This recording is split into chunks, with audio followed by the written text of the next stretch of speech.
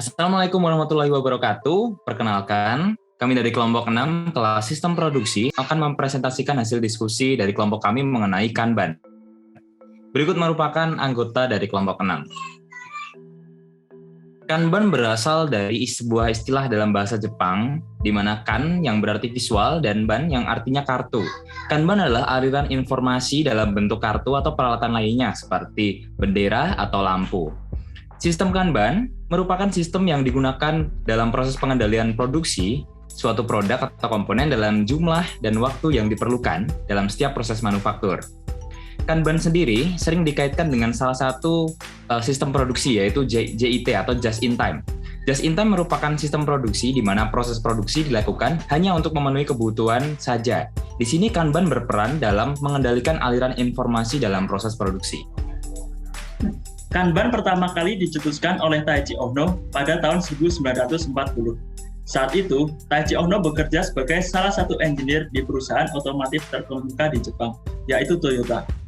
Ide ini berawal dari hasil pengamatan Taichi terhadap cara kerja supermarket yang mampu mengelola inventaris secara efisien dan sesuai dengan jumlah permintaan konsumen. Supermarket tersebut memesan pasokan dari para vendor, kemudian mengisi ulang produknya saat melihat sinyal visual berupa rak yang hampir kosong di toko mereka. Pendekatan semacam inilah yang kemudian diterapkan oleh Taichi pada Toyota. Karena pada saat itu, Taichi mengidentifikasi pada masalah pada sistem manajemen inventaris Toyota yang dinilai tidak efisien.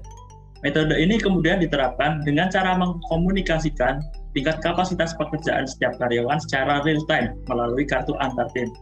Contohnya, ketika bahan-bahan di bagian produksi kosong, maka kartu Kanban akan segera dikirimkan ke bagian gudang. Melalui sistem seperti ini, gudang pun akhirnya tahu barang-barang apa saja yang sedang dibutuhkan. Setelah itu, bagian gudang akan segera memberi sinyal soal kebutuhan ini kepada para pemasok, sebelum akhirnya seluruh inventaris yang dimaksud dikirimkan ke gudang. Proses inilah yang kemudian dikenal sebagai titik awal dari konsep proses manufaktur just in time. Dalam aplikasinya, Kanban memiliki beberapa tujuan. Yang pertama adalah monitoring, yaitu monitoring ketepatan waktu, tempat, dan arus dari setiap barang. Kemudian ada maintenance, yaitu berupa penghematan biaya dan meningkatkan persediaan barang. Kemudian adalah hemat biaya, yaitu produksi itu dilakukan sesuai dengan jumlah yang dipesan saja. Kemudian ini juga ada less inventory, yaitu produk hanya dibuat sebatas yang dipesan. Kemudian ada efektivitas produksi, dan yang terakhir ada penyesuaian akan perubahan market. Berikutnya dalam Kanban sendiri terdapat 4 prinsip yang menjadi pilar utama dalam menjalankan Kanban. Nah, yang prinsip pertama adalah visualize workflow atau menggambarkan alur kerja dari proyek dan juga item kerja di dalamnya.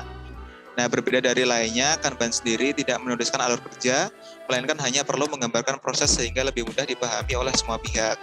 Contohnya sendiri adalah dengan menggunakan Kanban work pada sistem Kanban. Nah, lalu selanjutnya prinsip kedua adalah pembatasan work in process.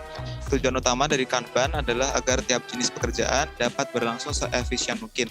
Maka dari itu, untuk menghindari bottleneck pada suatu proses, maka work in process perlu dibatasi sesuai dengan kemampuan pekerja dalam menyelesaikan suatu pekerjaan. Nah, lalu prinsip yang ketiga adalah focus on flow atau berfokus pada aliran produksi dan proses pekerjaan. Aliran dari produksi dan proses diharapkan dapat berjalan dengan lancar tanpa adanya pemberhentian ketika proses berlangsung. Dengan menggunakan visual board yang ada sebelumnya, apabila ada aliran yang berhenti, maka bottleneck pada suatu workstation dapat dengan mudah diidentifikasi dan dapat dengan mudah diatasi, sehingga aliran kerja dapat dijaga stabilitasnya. Nah, lalu prinsip terakhir dari Kanban adalah continuous improvement atau perbaikan secara terus-menerus. Perlu diingat bahwa setelah implementasi Kanban, belum tentu proses dan produksi telah berlangsung secara optimal dan efisien. Maka dari itu perlu dilakukan monitoring terhadap sistem Kanban yang tengah berjalan dan perlu dilakukan improvement secara terus-menerus selama proses produksi jalan. Nah, lalu selanjutnya ada 6 aturan Kanban. Yang pertama adalah jangan pernah menyalurkan produk cacat. Maksudnya di sini adalah tidak diperbolehkan adanya penyaluran produk cacat dari proses satu ke yang lain. Produk yang cacat harus dengan segera dihilangkan dari proses produksi. Hal tersebut demi menjamin produk jadi yang sampai ke konsumen tetap berkualitas, menghindari komplain, dan mengurangi waste dalam produksi. Nah, lalu yang kedua adalah ambil sesuai kebutuhan. Hal tersebut berarti bahwa proses yang dilakukan hanya berdasarkan pada kebutuhan atau permintaan yang ada. Dan begitu, maka dapat menghindari produksi berlebih, meminimalisir pengeluaran, dan operasi yang dilakukan dapat lebih menggambarkan permintaan pasar. Nah, lalu yang ketiga ada memproduksi proses seperti jumlah yang dibutuhkan. Aturan ini masih berkorelasi dengan aturan sebelumnya. Dengan menerapkan prinsip sebelumnya, maka tentu saja output dari produksi akan sesuai dengan jumlah yang dibutuhkan. Nah, lalu yang keempat ada seimbangan produksi. Untuk menyamaratakan aliran proses dalam produksi, maka setiap proses hanya boleh memproses item sesuai batas yang sudah ditentukan sebelumnya, sesuai kemampuan produksi dari proses tersebut. Hal tersebut tentu saja dapat menghindari bottleneck dalam proses produksi. Nah, lalu yang kelima adalah mengoptimalkan proses atau produksi yang ada. Jadi setelah diberlakukan sistem Kanban di dalam proses, maka perlu dilakukan perbaikan terhadap kekurangan-kekurangan kecil seperti waste, bottleneck, agar sistem Kanban yang ada lebih optimal lagi. Nah, lalu yang terakhir tentu saja stabilize dan juga rationalize the process. Setelah aturan-aturan sebelumnya diberlakukan, maka stabilitas dan proses akan tercapai, dan dari stabilitas yang ada akan terbentuk suatu standar untuk proses, dan standar tersebut akan dijadikan suatu aturan agar tercipta konsistensi dan juga stabilitas dalam proses agar sistem Kanban yang ada tetap terjaga keoptimalannya. Oke, selanjutnya ada fungsi-fungsi Kanban. Fungsi Kanban yaitu mengatur pergerakan bahan yang berada dalam sistem agar tepat waktu.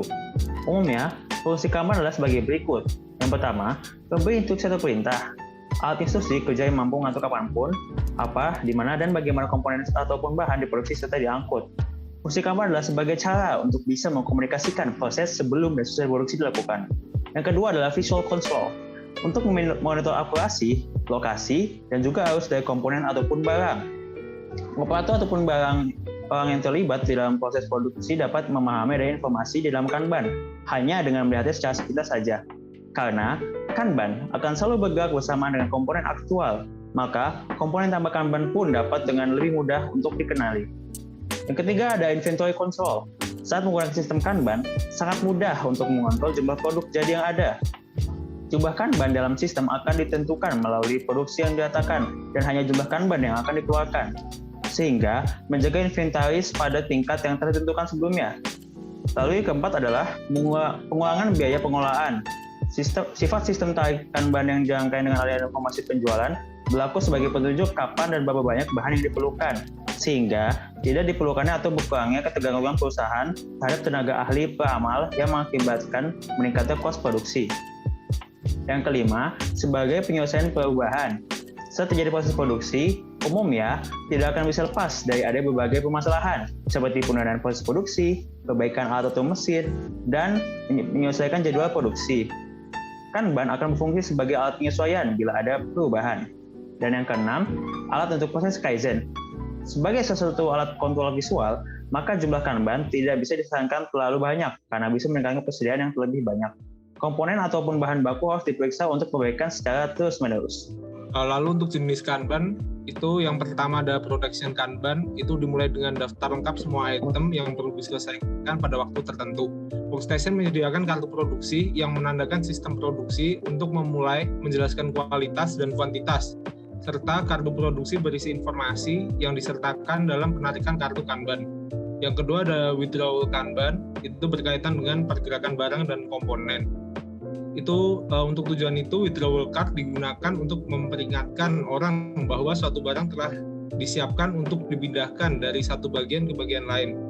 Ketika tim siap untuk pekerjaan yang lebih banyak, mereka mengirim withdrawal card ke bagian sebelumnya yang menandakan bahwa mereka siap untuk lebih banyak pekerjaan. Lalu yang ketiga ada emergency Kanban, itu berkaitan dengan situasi tak terduga yang membutuhkan perhatian segera dan menandakan perlunya penggantian suku cadang yang rusak. Kartu ini paling sering digunakan ketika masalah dengan serangkaian bagian yang ditemukan untuk memberitahu tim yang sebelumnya mengerjakan item apa yang terdapat masalah, sehingga mereka dapat memastikan sisa item tidak memiliki masalah. Jika terdapat masalah serius, Kanban card dapat memberi sinyal kepada seluruh tim untuk berhenti bekerja, sehingga mereka tidak membuat suku cadang lagi. Selanjutnya, yang keempat, terdapat throw Kanban. Throw Kanban merupakan kombinasi dari Kanban produksi dan withdrawal Kanban. Throw Kanban digunakan ketika kedua pusat kerja yang berkaitan dengan Kanban ini terletak berdekatan satu sama lain, sehingga dapat mempercepat proses produksi. Selanjutnya terdapat Express Kanban, di mana merupakan jenis Kanban yang muncul ketika ada kekurangan suku cadang yang tidak terduga. Mereka menandakan bahwa peningkatan jumlah bagian tertentu diperlukan. Tujuan utamanya adalah untuk memastikan bahwa tidak ada perlambatan proses manufaktur. Kanban Express kadang-kadang disebut Kanban sinyal. Mereka sengaja digunakan untuk memicu pembelian. Yang terakhir terdapat Supplier Kanban, di mana jenis Kanban yang langsung berpindah ke supplier. Sistem Kanban, jenis pemasok dimasukkan sebagai representasi dari manufaktur. Lalu ada mekanisme Kanban. Pada alur operasional Kanban instruksi produksi, operator akan melakukan pengambilan komponen ke lini produksi dengan membawa kartu Kanban instruksi produksi. Lalu operator menempelkan kartu Kanban dan mengambil komponen yang sudah diproduksi sesuai dengan jumlah yang tertera pada kartu Kanban.